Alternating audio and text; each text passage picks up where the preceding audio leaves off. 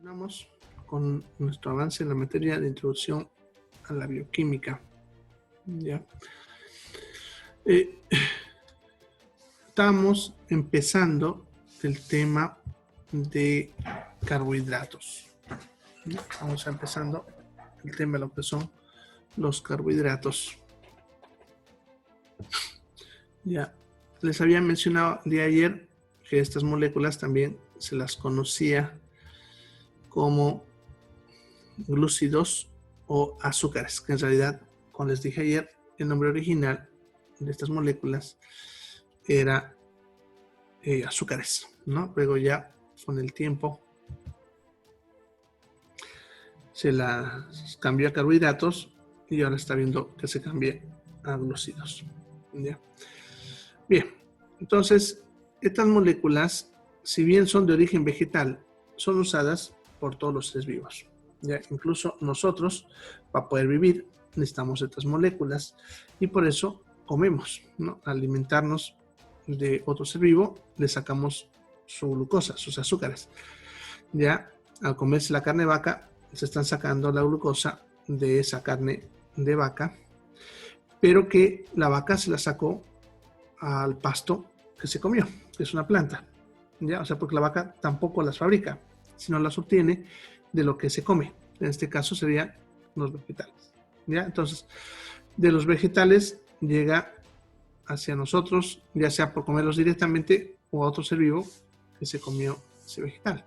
¿Ya? Bien, en cuanto a la estructura, ya la característica de estas moléculas es que tienen que tener o un grupo aldehído o un grupo cetona, uno de los dos, que si ustedes se acuerdan, en realidad en química son lo mismo, solamente que cuando se encuentra en un extremo se le llama aldehído y cuando está al medio se le llama cetona. Y el resto de la cadena va a tener grupos alcohólicos. ¿Ya? Bien, entonces nosotros identificamos todo eso, sería un carbohidrato. ¿Ya? Vamos ahorita a dibujar cómo es la molécula. Cuando hablemos de la clasificación, debemos ir entendiendo cómo es esa estructura. ¿Ya? Bien, los carbohidratos se van a clasificar según su complejidad en tres, como ven, monosacáridos, oligosacáridos y polisacáridos. Y empezaremos con los monosacáridos, que son los más simples en realidad, y en base a estos se van a formar los otros de acá. ¿Ya? En otras palabras, los monosacáridos son la molécula base, y estos cuando se van juntando formarían los oligosacáridos o los polisacáridos. ¿Ya? Bien, entonces empezaremos con los monosacáridos. Son moléculas las más simples, como estaba mencionando, formados por una sola cadena de carbones que en realidad van de 3 a 6. Bueno, en realidad solamente hay de 3 carbones, de 5 carbones y de 6 carbones. No se conoce de más. Ya, son moléculas que son muy solubles en agua, se disuelven en el agua, ya, de sabor dulzón, de color blanco translúcido y que forman cristales. ¿Ya? Por ejemplo, la glucosa, ¿no? ¿Han comido ustedes glucosa una vez? Claro que sí. ¿Ya? El destrotón, el glucosamín, ¿ya? Son glucosa, ¿ya? Glucosa pura. Claro que el glucosamín B12 aumenta vitamina B12, ¿no? Pero eso es glucosa, ¿ya? Ahora, tal vez si alguna vez han comido pastillajes, ¿no? Lo que son esas florcitas que usan en las tortas, también están hechos de glucosa. Y los han probado, que son un saborcito dulce, ¿no? Son color blanco, translúcido, ¿ya? Y se disuelven en agua, ¿ya? Bien, vamos a ver entonces cómo es la molécula de estos y ahí vamos a entender cómo es la estructura. Y vamos a dibujarla. Bien, entonces no se olviden que son cadenas de carbones, ¿ya? Entonces vamos a hacer el más simple, el de 3, ¿ya? 3 carbones que están unidos por enlaces covalentes. Ya. Vamos a dibujar primero el que tiene el grupo aldehído. Eso significa que está en el extremo. Y lo que le hace aldehído es que tenga ese oxígeno con doble enlace unido al carbono y obviamente su hidrógeno. Ya, eso sería el aldehído. Los otros van a tener... Bien, entonces... Ya, ahora sí.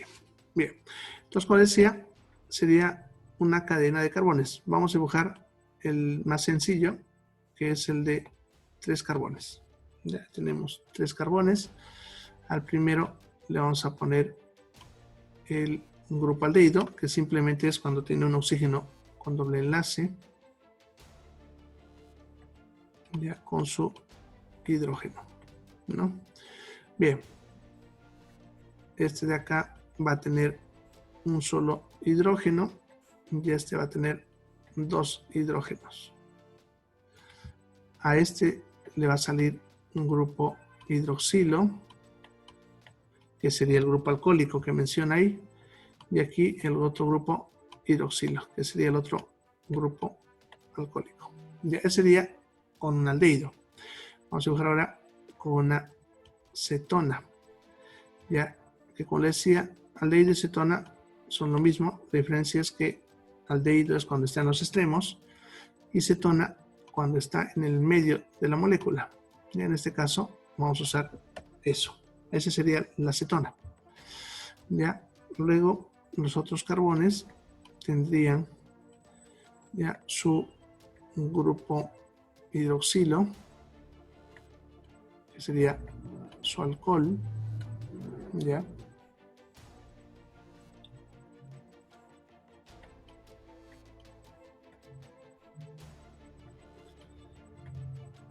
Así. Aquí estoy viendo el 2. Ahí 2 y aquí 2 hidrógenos. Bien, entonces ya este caso tenemos aquí al aldehído y aquí lo tenemos a la cetona. ¿Ya? Entonces lo primero que hay que identificar, ¿no? Si tenemos aldehídos o cetonas. Y lo siguiente, para decir que es un carbohidrato, es que las demás moléculas tengan los grupos alcohólicos, que son esos grupos hidroxilo. ¿Ya? Eso está ahí. Entonces, si tiene eso, es un carbohidrato. ¿Ya? Entonces, estamos viendo, hemos puesto de ejemplo esas 3 moléculas. ¿Ya? Bien.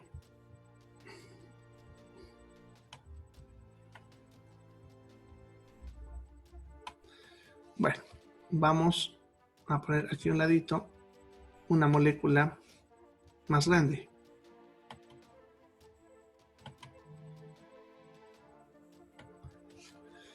Bien, vamos a hacer una de 6 carbones. Ya, aquí tengo un carbón, otro carbón, otro carbón, un cuarto, un quinto y un sexto. Ya, haremos que sea una cetona y le pondremos la cetona en el segundo carbón, entonces sería ahí. Ya, y los demás ya sabemos que tienen un grupo alcohólico, ¿no? El OH sería ese de ahí. Entonces acá solamente tendría un hidrógeno.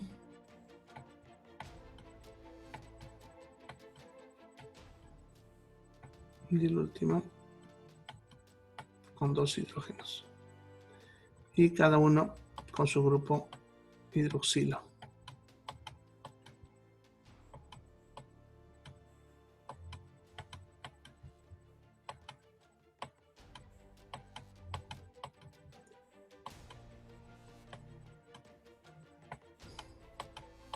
Bien, entonces ese también sería un carbohidrato, ¿no? Como ven, una cadena de carbones con un grupo cetona y los grupos alcohólicos, ¿no? Los grupos hidroxilos, ¿ya? Esos serían dos monosacáridos, el de 3 y el de 6. Más que todo, el de 6, que son los más comunes. Los de 3 generalmente son parte de estas cuando están formando. Los de 4 no existen. Y los de 5 solamente existen dos moléculas, la ribosa y la desoxirribosa, que vamos a hacer otro tema. Y los de 6, ¿no? Bien, ahora para nombrarlos se usa colocando por delante la función, luego el número de carbones y se termina con la palabra osa. Entonces, el primero, por ejemplo, que tenemos acá, como tiene la función aldehído, se usa la palabra aldo. Luego se coloca tri de 3 carbones y se termina con la palabra osa. Entonces sería una aldotriosa. El segundo, desde acá, como tiene la función cetona, se usa la palabra ceto. Ya, como tiene 3 tri y se termina con la palabra osa. Entonces es una cetotriosa. Y por último, el de 6, como tiene función cetona, entonces dice ceto. Cuando son 6 carbones, se dice ex y se termina con la palabra osa. Entonces es una cetohexosa. ¿Ya? Entonces ya saben que las hexosas son las que más vamos a estudiar, ya que son las más comunes, las hexosas. Ahora, si bien se encuentran en esa forma que ven lineal, ya también se van a encontrar de una forma cíclica, que lo voy a dibujar acá. ¿Ya? Vamos a usar todos estos menos el de 6. Bien, entonces la misma molécula que estamos dibujando ahí, que es su forma lineal, se las va a dibujar en forma cíclica. ¿Ya? Entonces tendríamos un carbón, 2 carbones, 3 carbones, 4 carbones. Estos se unirían por un oxígeno, como son ceto. Ya, aquí el quinto carbón y acá el sexto carbón. Ya, entonces serían 6 carbones. Ya, estos 2 carbones de acá que están conectados al oxígeno solamente pueden tener un hidrógeno y nada más. Ya, estos otros van a tener un hidrógeno, que lo dibujaré hacia el centro.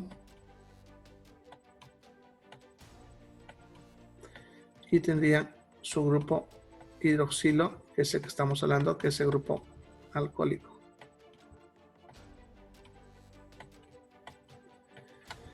Faltaría estos 2 carbones de acá, que tienen 2 hidrógenos y su grupo hidroxilo. No, este también, sus 2 hidrógenos y su grupo hidroxilo, claré ahí cabalito en el borde. ¿Ya? Bien, no está tan perfecto, pero esa es la misma molécula en forma cíclica. ¿Ya? Entonces, estas moléculas pueden estar en forma lineal y en forma cíclica, ¿ya? En ambas formas. Pero la más común es la cíclica. O sea, pueden encontrarla en las dos formas, pero es más común encontrarla en su forma cíclica. Y como son más comunes verlos así en su forma cíclica, se los suele representar por figuras geométricas, ¿no? Por ejemplo, una triosa se los representará con un triángulo. Una pentosa se los representará con un pentágono. Y una hexosa, que sería este ejemplo, los representaríamos con un hexágono. ¿Ya? Entonces, siempre que ustedes vean, por ejemplo, en los libros, en Ciencias de la Salud, en Biología y en otros, a veces en los gráficos ponemos esta figura. Entonces, si ustedes ven una figura de un hexágono, siempre y cuando no tenga nada en su interior, eso sería una hexosa, ¿ya? O sea, un monosacárido. Ya, incluso, esta figura es tan representativa porque las hexosas son las más comunes, que a toda la familia de los carbohidratos la solemos representar con un hexágono. Entonces, a veces un hexágono puede representar un monosacárido, como también puede representar cualquier otro carbohidrato. ¿ya? Es una forma de representarlos, pero principalmente a las hexosas, ya están viendo, ¿ya? Porque incluso algunos tienen esa estructura hexagonal. Bien, eso para entender. Eso entonces serían los monosacáridos. Luego tendríamos los oligosacáridos, que sería la unión, dice, de 2 hasta 10 monosacáridos. O sea, de estas moléculas que estamos viendo ahorita, que se unan 2 a 10, le llamaremos oligosacárido, ¿ya? Entonces, borraremos esto y les vamos a mostrar cómo es. Entonces ya sabemos que representamos usando un hexágono, ¿ya? Claro que vamos a hacerlo un poquito más bonito, ¿ya? Entonces, ese que sea mi hexágono, ¿ya? Ese sería un monosacárido. Pongámosle la glucosa, ¿ya? Ahora, este se puede unir a otro, que yo lo pongo acá, pongámosle.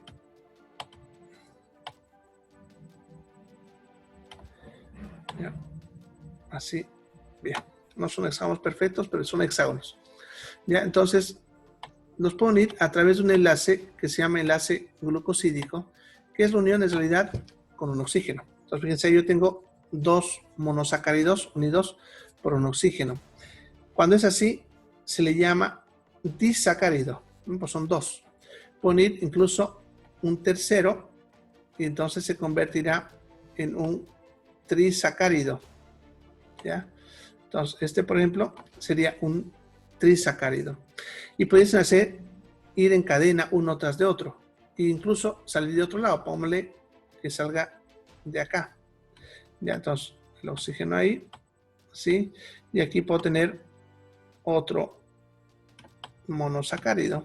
De esta manera. Sí, ¿ya? Entonces sería un tetrasacárido, ¿no? Y así hasta el 10. Hexasacárido, heptasacárido, octasacárido, monosacárido y decasacárido, ¿no? Que serían cuando son 10. Hasta 10 entonces serían los oligosacáridos. Hasta 10. Del 11 para arriba se llama polisacárido, ¿ya? Y los polisacáridos incluso están formados por miles. Si bien es a partir de 11, podemos decir 11, 12, 13, ¿no?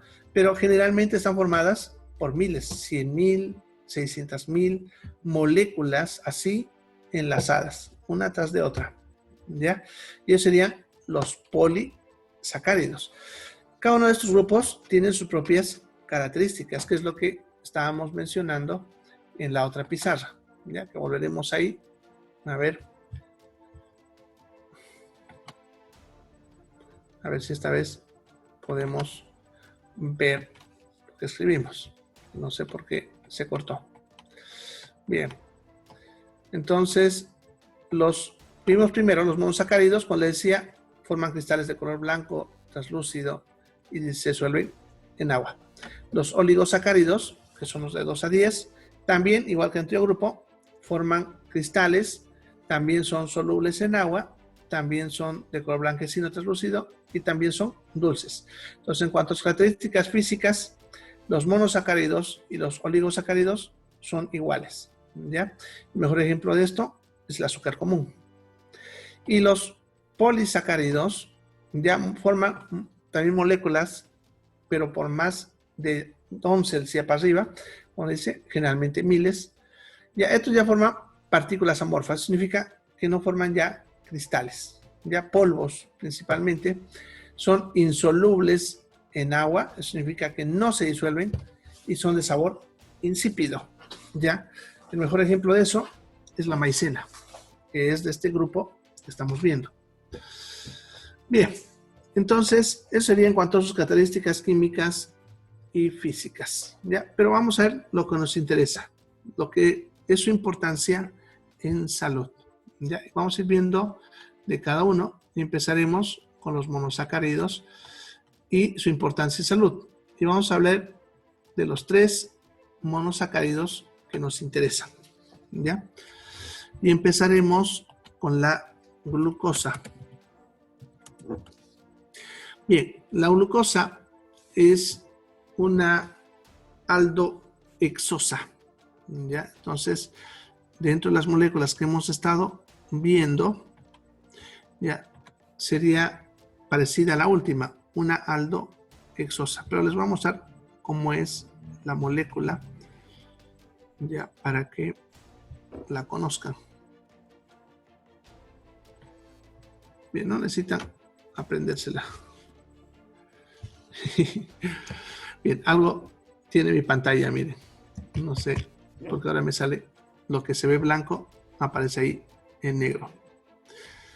Bueno, más tarde me voy a dedicar a curiosear qué ha pasado.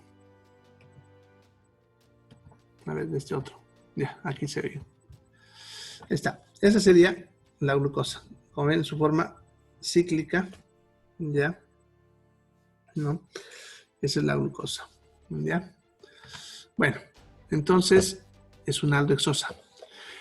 También se le conoce con el nombre de dextrosa. ¿Ya? Así que no sé si alguna vez han visto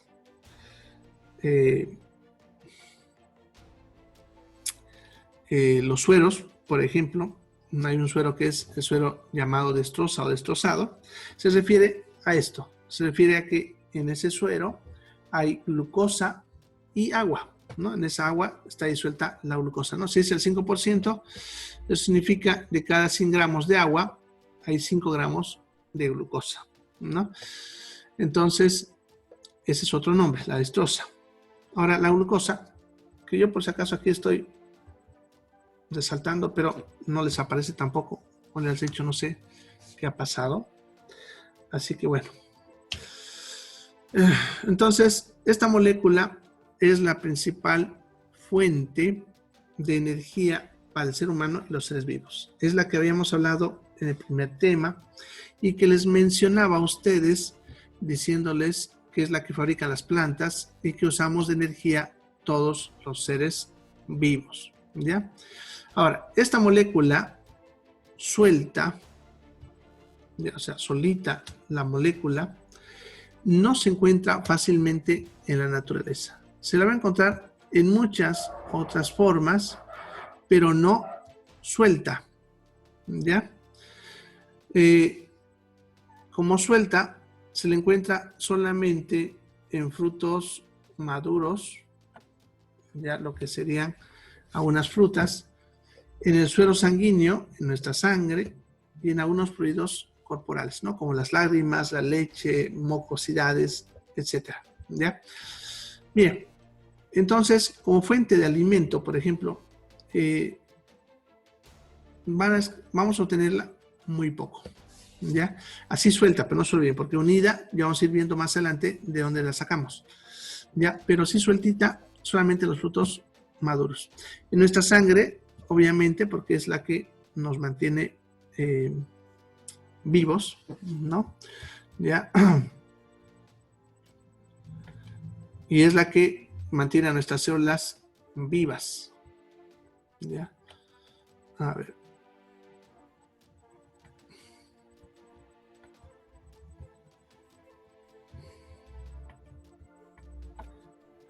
Ahora sí, ya le pillé el problema. Bueno, entonces, esta molécula solamente la vamos a encontrar de esa manera, ¿ya? Así que si hablamos de alimentos que nos dan glucosa, así sueltita, también no solamente las frutas, ¿ya? Pero, sin embargo, ya van a ver de dónde la sacamos por montón, ¿ya? Ahora, como mencionaba hace rato, esta molécula es la que viene del sotón, el glucosamín, y también se puede comprar glucosa pura para hacer pastillaje, ¿no? Generalmente los que hacen repostería les viene en un polvito finito, que si lo prueban y se han probado el sotón, saben que es dulzón. Claro que su dulce, la glucosa, no es muy fuerte, pero se siente su sabor dulzón. Y algunos incluso dicen, parece medicamento, ¿no? Pero ese es su saborcito, ¿ya? Bien, es la más importante, pero es la más difícil de encontrar suelta, ¿ya? Pero vamos a encontrar unida a otras moléculas. Luego estaría lo que es la galactosa. ¿Ya? La galactosa es una molécula parecida a la glucosa. Ahora vamos a buscarla. ¿Ya? Simplemente para que la vean y vean que es incluso bien parecida.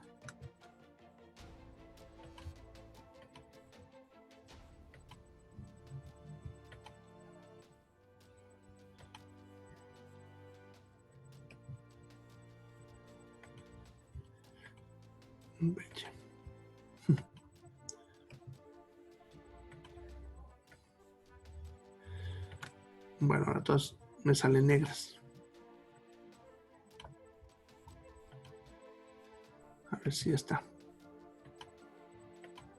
Bueno, está chiquitita, pero ya, ahí está. Esa es entonces la galactosa. Como ven, muy parecida a la glucosa. Si lo ponemos lado a lado, pues todos les gustaría incluso a ustedes reconocerlas. Las diferencias de estas moléculas es la posición hacia donde se encuentran los hidroxilos. Ya, como ven, esta tiene esta dentro, la glucosa está afuera. Ya, son las posiciones simplemente lo que las hace diferentes. Ya. Ahora, esta molécula es también una aldohexosa parecida a la glucosa, y esta sí, en la naturaleza no la vamos a encontrar de ninguna manera en su forma libre. O sea, en otras palabras, así sueltita, como le hacemos ahorita, no se encuentra en la naturaleza. No hay. Pero sí se va a encontrar unido a otra molécula, que eso vamos a ver más adelante. Ya, por lo tanto, cuando ingresa a nuestro aparato digestivo, se rompe y liberan galactosa. ¿Ya? La galactosa entonces va a entrar a la sangre y de la sangre va a ir al hígado y el hígado, como ven, lo transforma en glucosa. ¿Ya? Bueno, si está paralizado o están escuchando entrecortado, debe ser su internet, ¿sí? Porque la señal que estoy recibiendo ahorita por otra línea me llega bien. Entonces parece que algunas señales están fallando. Desde ayer ya están teniendo problemas Cotas y Tigo, los dos. Bastante se entrecortan. Ayer en la tarde incluso una clase casi quedé como 20 minutos fuera de línea, en las dos líneas. Bueno, entonces esa sería la galactosa. Ya, así solita no la vamos a encontrar, pero va a entrar. Ya vamos a ver cómo. Ya, ahora, no se olviden, esta galactosa va a convertirse en glucosa. Por lo tanto, es una fuente de glucosa. Bien, entonces, la siguiente molécula que vamos a ver, entonces sería la fructosa. ¿Ya? Como su nombre lo dice, el lugar donde principalmente se encuentra es en las frutas. De ahí ese nombre de fructosa. Ahora, esta molécula, la fructosa, ya también se le conoce como lebulosa. Entonces, también puede que la encuentren con ese nombre, la lebulosa. Incluso hay un suero que se llama lebulosa, que ya saben que es fructosa. Esta es una cetohexosa que en su forma libre se encuentra solamente en tres cosas. Dos naturales, que serían los frutos maduros, la miel de abeja, y artificialmente la obtenemos del maíz.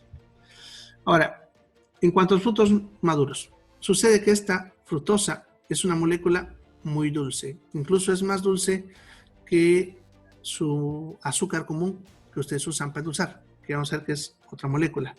Es mucho más dulce que esta, ¿ya? Y es la que le da el dulzor a las frutas. Entonces, alguna vez han sentido ese dulce intenso en la fruta, es porque es rica en fructosa, ¿ya? Y es el azúcar de la miel, ¿ya? Entonces, continuando, ahí está la fructosa a la derecha comparada con la glucosa a la izquierda, ¿no? Para que vean un poquito su diferencia. Bien, eso en cuanto a la molécula. Bueno, como les decía, es la que le da el dulzor a las frutas y a la miel de abeja, ¿ya?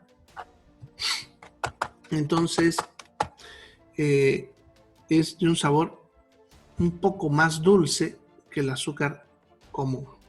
¿Ya? Hablaremos un poquito de la miel de abeja. Bien, todos ustedes de repente han comprado miel de abeja alguna vez, ¿no? Ya, y de repente les han debido decir, o de repente han escuchado ahí, ¿cómo podemos saber si una miel de abeja es buena o es mala o está adulterada? ¿Ya? Y la mayoría de las personas, porque obviamente hay gente que sabe, ¿no?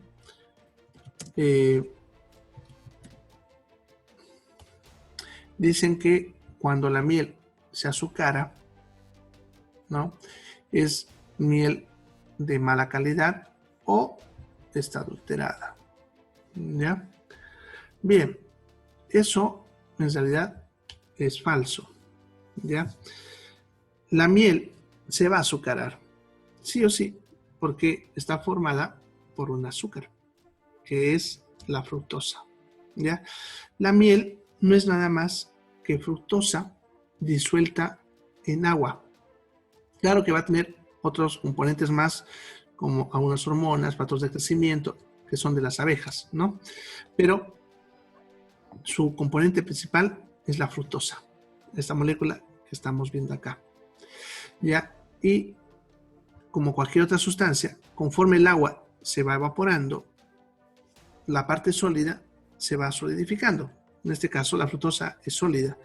Entonces, conforme el agua se va yendo, la miel se les va a azucarar. ¿Ya? Eso tiene que pasar. ¿Ya? Más bien, si no pasa, hay que sospechar que esa miel es adulterada, ya que la forma como se adultera la miel no es como la gente cree, que se le pone azúcar quemada, ¿no? Derretida. Eso no pasa porque, en primer lugar, ustedes se darían cuenta por el sabor, ¿no? Es bastante, se siente ese sabor del azúcar quemada. En segundo lugar, no sería rentable, saldría más caro. Y entonces la forma como se altera la miel es aumentándole agua, diluyéndola un poquito. Es la como se la adultera. ¿Ya? Ahora, como tiene más agua, va a tardar más tiempo en azucararse. ¿Ya? Cuando se evalúa la miel de abeja en cuanto a su calidad, se ve si tiene más o menos fructosa. Cuanto más fructosa tiene mayor calidad. ¿Ya? Para eso se usa un instrumento que se llama refractómetro, que, a ver, les voy a mostrar cómo es el aparatito, para que lo conozcan. Ya, es este aparatito de acá. Es un refractómetro. ¿Ya? Lo que se hace es colocar una gotita de miel en esta parte de acá. Ahí se coloca una gotita y se aplasta eso porque eso es como una tapita. Y luego se mira hacia la luz, como si fuese un telescopio, por esta parte. Ahí pongo el ojo. Y a la derecha nos está mostrando cómo se ve. ¿Ya? Ahí se ven, nos da unos números en porcentaje de unidades Brix y con eso se calcula cuánta fructosa puede tener la miel. Y como les decía, cuanto más fructosa es de mejor calidad. ¿Ya? Entonces, la miel se va a azucarar conforme va pasando el tiempo porque va perdiendo agua. Ahora también hay que entender que las abejas no son máquinas, ¿no? Ellas producen mieles de diferentes calidades, dependiendo de la temporada, de la cantidad de acceso al agua, de las flores, etc. No sé si alguna vez han ido a la guardia, cuando puedan, de que pase todo este alboroto, vayan. La guardia siempre sacan su feria de la miel los domingos, ahí al medio de la carretera, ¿ya? Cuando vayan van a ver que hay mieles de todo tipo, hay de todo color, de las más amarillentas, más claritas, más oscuras, rojas, tonos naranjas, la miel negra, etc. Son las mismas abejas, pero en diferentes temporadas producen diferentes tipos de miel, incluso con diferentes sabores, ¿ya? A menos si les gusta, pueden ir allá a disfrutar estos tipos de miel, ¿ya? Eso es, pero cuando se obtiene de forma artesanal. En cambio, cuando es industrial, cuando ustedes compran, por ejemplo, en el supermercado la miel, van a ver que todas las mieles son del mismo color, el mismo sabor, etcétera, ¿no? O sea, son idénticas. Y no es porque las abejas les pongan azúcar, porque eso también es otro mito, que las abejas hacen eso porque les ponen azúcar, ni que fueran tontas, ¿no? O sea, si bien aprovechan un poquito de eso, pero necesitan otros nutrientes y van a buscar forzosamente polen, así que van a fabricar independientemente que ustedes le pongan azúcar una miel más buena o más mala, ¿ya? Ahora, lo que pasa es que en la industria lo que hacen ellos es recolectar la miel, por decir, de una temporada y de diferentes panales y lo mezclan y lo guardan. En otra temporada fabrican otra miel, la mezclan y la guardan.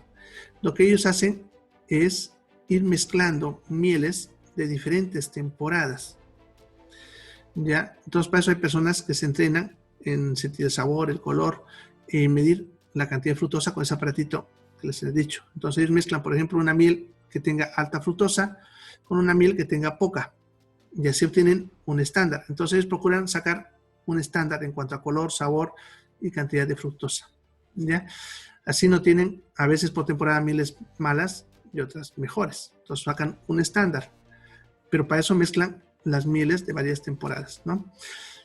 Por eso en la parte industrial vemos las mieles muy parecidas, ¿ya? Bien, entonces ya saben, por eso se les azucara la miel, no es porque le pongan azúcar. Si ustedes quieren que no se azucare, no la enfríen, no la pongan al refri, que eso favorece el azucaramiento. No la dejen mucho tiempo destapada para que no pierda mucha agua, ¿ya? Cada vez que la destapen, pónganle una gotita de agua para que mantenga la humedad. Y si ya se está queriendo azucarar, simplemente se pone unas gotitas de agua y se pone al baño María y recupera otra vez su textura, ¿ya? Bueno, para los que les gusta así, porque a mí me da igual si es azucarada o no.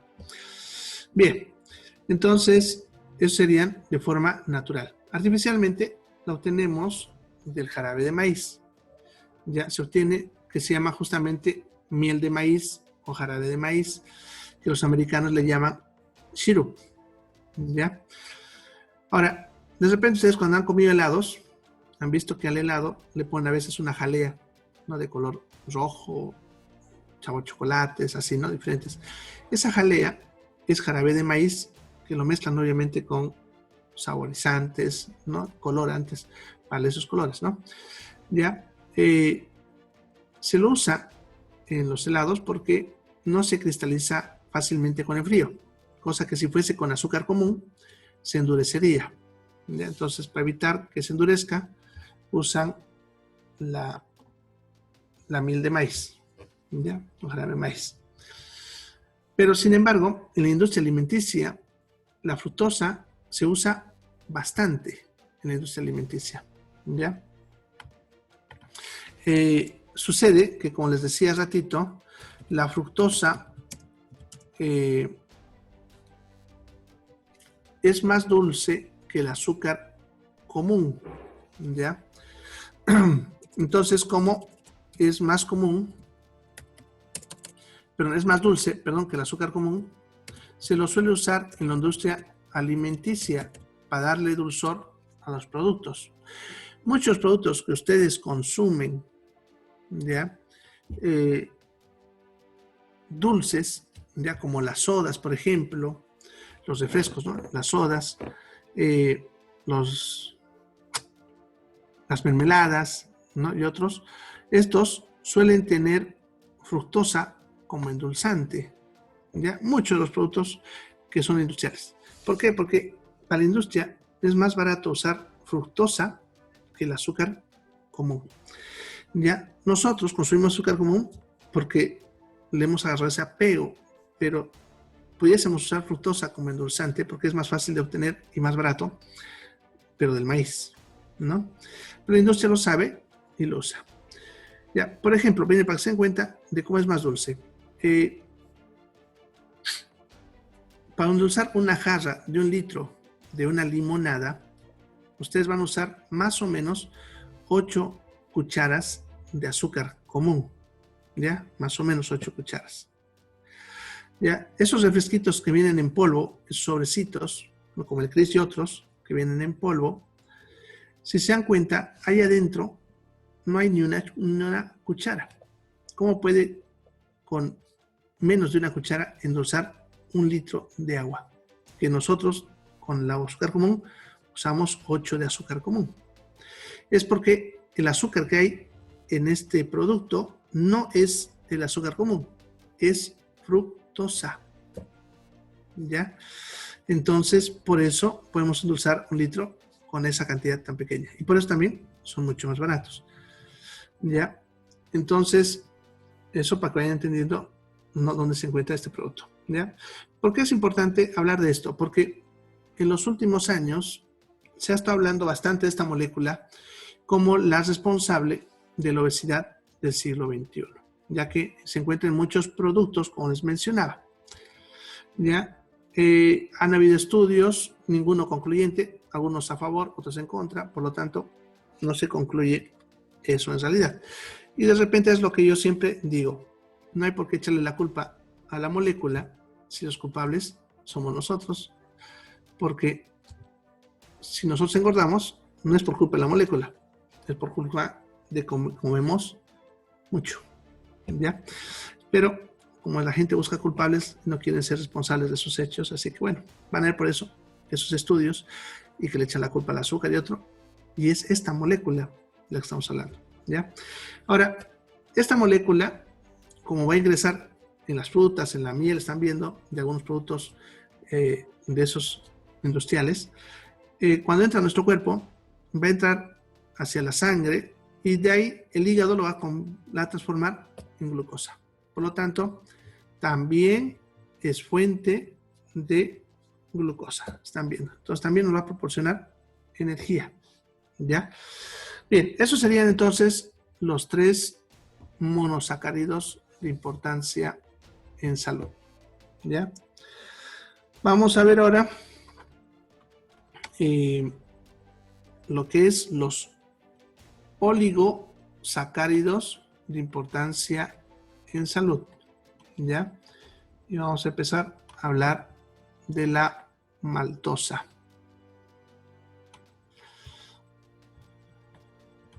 Bien, entonces la maltosa es una molécula formada por 2 moléculas de glucosa en cadena. ¿Ya? Lo voy a mostrar. Está acá, ¿no? Ahí está. 2 glucosas uniditas en cadena. Esa sería entonces la maltosa. ¿Ya?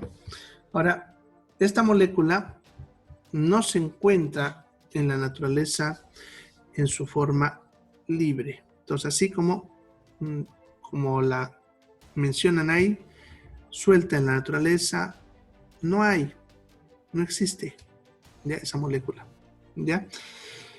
Pero el ser humano la va obteniendo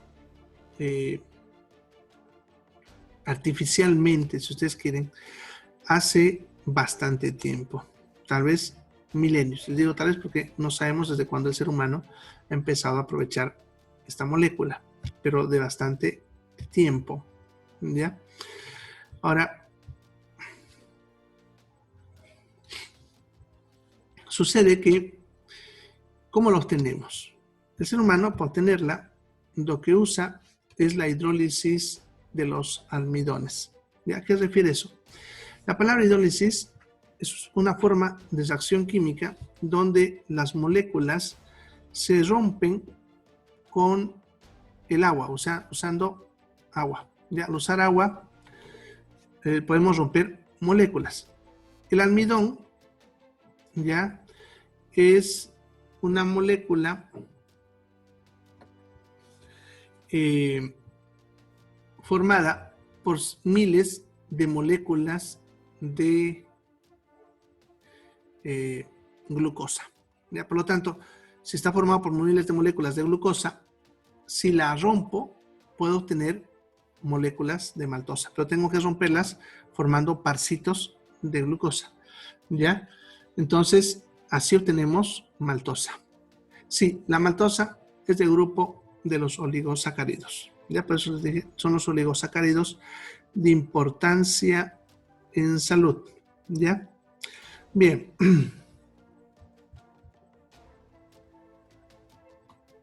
Bueno, entonces, eso sería lo que es la maltosa, ¿ya? Ahora, esta molécula, podemos decir su importancia, es porque es altamente energética. Nos puede proporcionar 2 moléculas de glucosa al mismo tiempo y ahorrándonos el proceso digestivo, porque nosotros, por si acaso, cuando comemos almidones, nuestro aparato digestivo también rompe esta molécula liberando moléculas de glucosa, pero para eso gasta energía. Entonces, si yo ya la obtengo rota, para mí es un ahorro de energía. Por lo tanto, la maltosa es una molécula que nos proporciona gran cantidad de energía, ¿ya? Ahora, ¿en qué producto lo obtenemos? La maltosa, ¿ya? Como dice, para obtener maltosa, tengo que primero tener de base almidón, ¿no? O sea, puedo de los almidones sacar maltosa, ¿ya? ¿Dónde se van a encontrar los almidones? Bueno, eso lo vamos a ver más adelante, pero aquí les voy a adelantar en parte. De los cereales, ¿ya? El almidón lo vamos a obtener de los cereales, ¿ya? Entonces tendremos lo que es el trigo, el arroz, la cebada, el centeno, etcétera, ¿ya? Para obtener esta molécula usamos principalmente la cebada y el arroz, ¿ya? Digo principalmente porque también podemos usar el maíz u otro cereal, ¿ya? Vamos a hablar de la forma más conocida de obtención. Tengan en cuenta que cuando hablamos de los cereales, ya estamos hablando de semillas. No se olviden que el arroz, el trigo, son las semillas de esas plantas. Ahora, si yo agarro un grano entero de un cereal, es la semilla completa con su cáscara y todo, ¿ya? Ahora, lo que ustedes conocen como arroz y trigo ya está pelado. Como es una semillita, ya la puedo hacer que quiera brotar. ¿Y por qué necesitamos hacer eso? Sucede que para poder hacer esta hidrólisis que menciona en este texto que le hemos puesto en la pizarra, se necesita la participación de una proteína. Esa proteína se llama amilasa. Es la proteína que se encarga de romper almidón usando agua. Pero esa proteína no existe en ese cereal. Para que exista, se tiene que hacer que la plantita quiera nacer, ya que la plantita, al empezar su proceso, para poder aprovechar el almidón, va a empezar a fabricar a esta proteína, ¿ya? Entonces, para eso, a ese grano de cereal se lo va a humedecer, ¿ya? Se va a hacer que quiera brotar, ¿no? O sea, una vez han visto una semilla cuando quiere nacer, se parte y empieza a querer salir la plantita. En ese momento hay que matarla para que no se coma todo el almidón, porque esa planta va a usar el almidón para construir su energía, ¿ya? Ahora, para eso, dependiendo de la industria, lo matan de diferentes formas. En algunos lo tuesten, otros lo aplastan, otros lo muelen, otros lo hacen secar, ¿ya? Hay varias técnicas. Bueno, una vez que matan a la plantita, ya tenemos lo que se necesita, el almidón y la proteína llamada amilasa, que va a hacer el trabajo. Lo único que falta para eso es agregarle agua y temperatura, ¿ya? Entonces, para eso lo ponen en ollas, bueno, en la industria, gigantes, ¿no? ¿Ya? Y lo ponen ahí, esta semilla que a veces la muelen o la ponen en láminas delgaditas, aplastadas, ya le aumentan el agua y lo calientan a ciertas temperaturas. Ya eso dependiendo del grano y el proceso.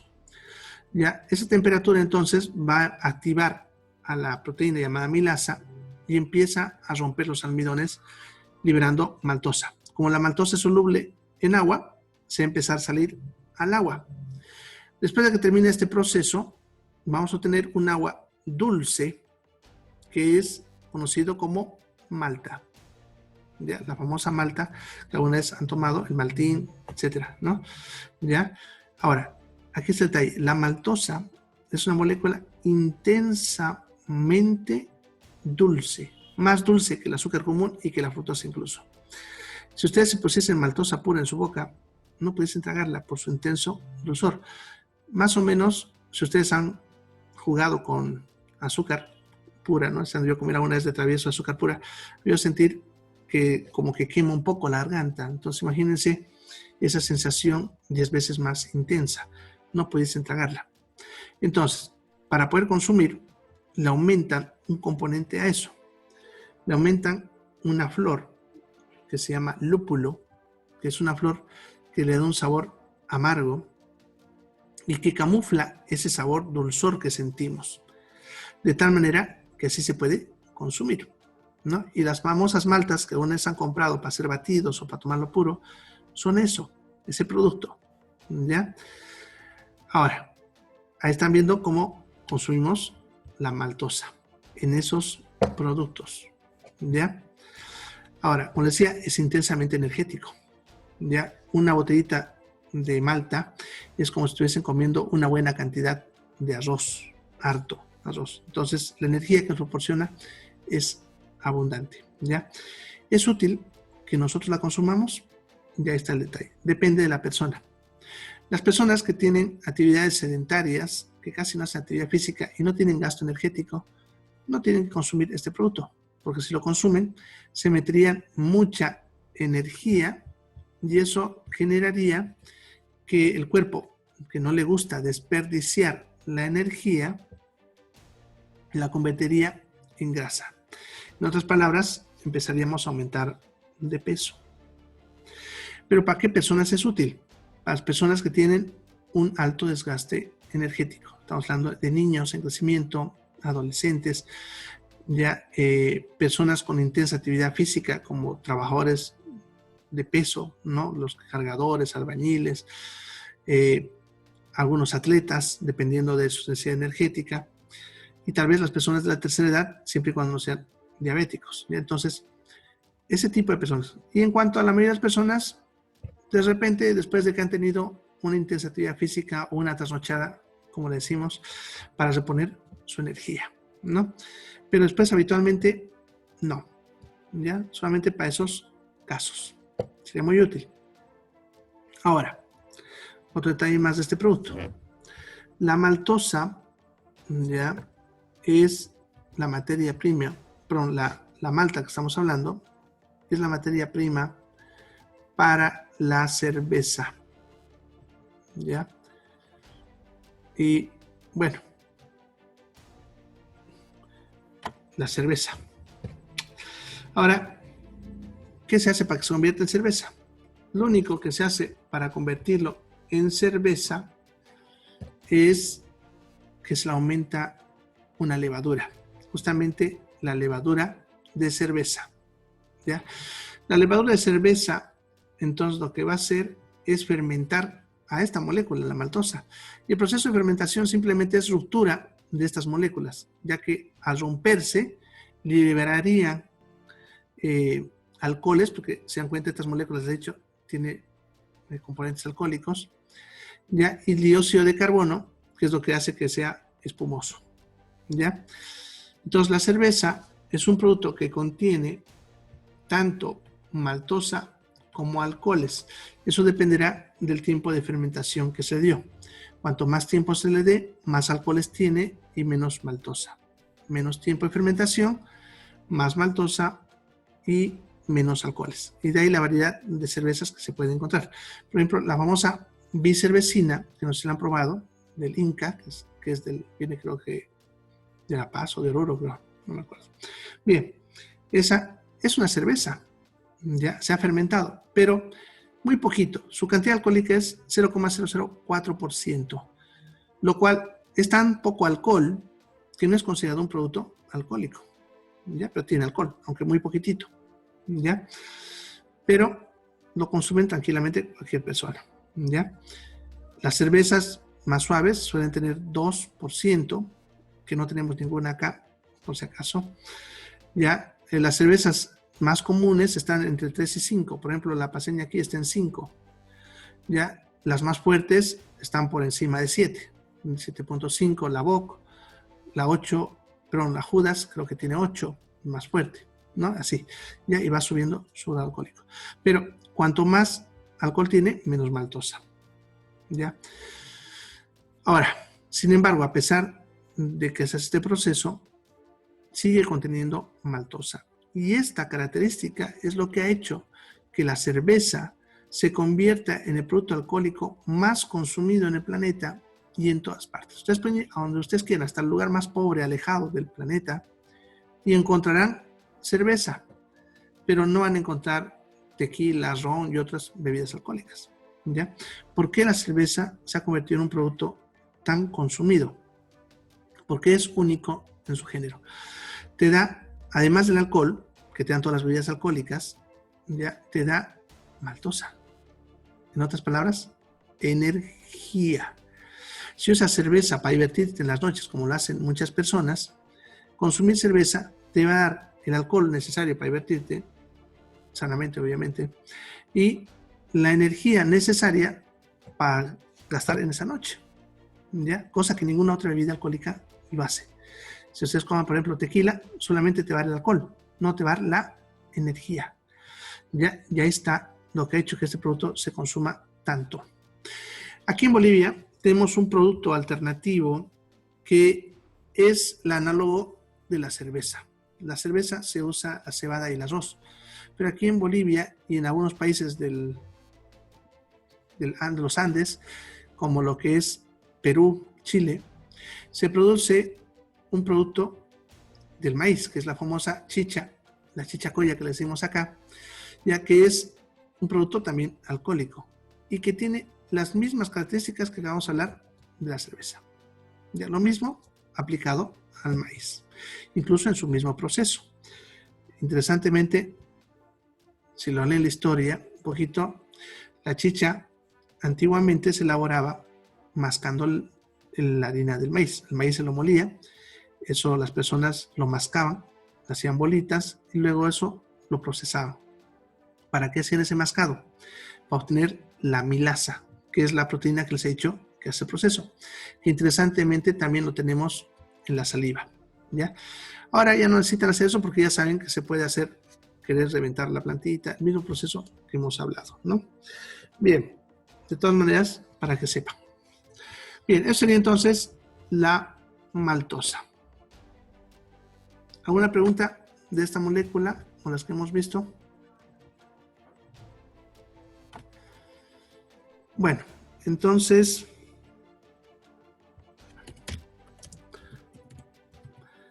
la siguiente molécula sería la lactosa, ¿ya? La lactosa es la molécula formada por una molécula de glucosa y una molécula de galactosa, ¿ya? Si se acuerdan, cuando les mencionaba hace rato la galactosa, les decía que la galactosa no existe en la naturaleza suelta, ¿ya? Porque no hay, pero se le encuentra unida a la glucosa formando lactosa. Ahora, esta molécula también es una molécula única, ¿ya?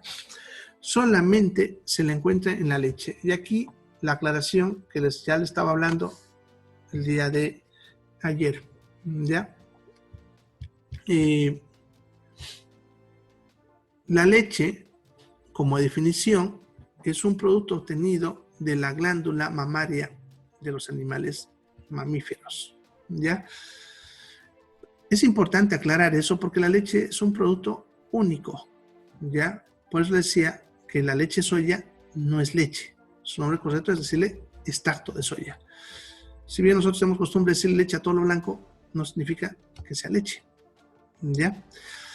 Pero aquí hablamos de la leche, la verdadera leche. Así que nada que ver con leche soya ni nada del otro, ya por si acaso. Entonces la lactosa se encuentra solamente en la leche, ¿ya? De cualquier animal mamífero, porque también tenemos la creencia cuando decimos leche, solamente la leche de vaca. Pero nosotros los humanos producimos leche también, la glándula mamaria, el perrito produce leche, el chancho produce leche, etc. ¿Ya? La leche de cualquier animal ya contiene lactosa. ¿Ya? Ahora, esta lactosa es una molécula muy valiosa en la leche. Cumple un papel muy, muy importante. Sucede que el niño, cuando nace con el hígado inmaduro. Su hígado todavía no ha alcanzado la madurez necesaria para poder procesar ciertas cosas. ¿Ya? Y sucede que nosotros, los adultos, en el hígado, fabricamos una molécula que se llama glucógeno, que está en este grupo y lo vamos a ver más adelante. Tal vez sucede que el glucógeno en el hígado, ¿ya?, es la forma como almacenamos glucosa. Y por lo tanto, cuando consumimos alimentos con glucosa, el hígado agarra esa glucosa y con eso fabrica glucógeno. Y eso nos permite, sin estar comiendo a cada rato, si no, podemos estar sin comer muchas horas, gracias a que tenemos glucosa almacenada en el hígado. Esa función todavía no funciona en el recién nacido. El recién nacido no puede todavía fabricar glucógeno en cantidades necesarias para estar sin comer mucho tiempo, ¿ya? Entonces, ahí es donde entra esta molécula, la lactosa. La lactosa, cuando entra al aparato digestivo, se va a romper dándome una molécula de glucosa y una molécula de galactosa. Las dos van a pasar a la sangre y la glucosa directamente va a estar disponible para que nosotros podamos usarla. En cambio, la galactosa va a ir todavía al hígado y el hígado va a tardar unas horas en procesarla, porque esa función sí puede hacer todavía el hígado del niño, y va a empezar a botar moléculas de glucosa hacia la sangre. Sucede que cuando comemos la glucosa, la primera hora sube bastante y luego empieza a bajar. Y en teoría, cerca de las 3 a 4 horas debería llegar a 0. En otras palabras, me debería morir a las 4 horas. Pero no lo hacemos gracias a que el hígado bota glucosa en el adulto del glucógeno. Y por eso podemos estar sin comer muchas horas. Ya, en cambio, el niño, como no funciona esto, ya debería también morirse, ¿no ve? Pero no pasa porque a las 3 a 4 horas, cuando la glucosa está bajando críticamente, el hígado empieza a botar glucosa que obtuvo del proceso de la galactosa, aumentándole más horas, y eso puede mantener al niño sin comer un poco más, ¿ya? Entonces, juega ese papel importante en el proceso del recién nacido. Por eso van a ver que las leches tienen lactosa, y no solamente para el ser humano, sino para todos los animales, ¿ya? Y el niño es muy valiosa esta función. El hígado va empezando a hacer el otro trabajo conforme va madurando, de tal manera que a los 6 meses consigue reemplazar la función de la lactosa por completo. Por ese motivo han escuchado hablar que decimos que el niño necesita la leche hasta los 6 meses. A partir de los 6 meses ya no necesita leche porque su hígado perfectamente puede hacer todos los procesos necesarios, incluso estamos hablando ahorita. Chao, chao.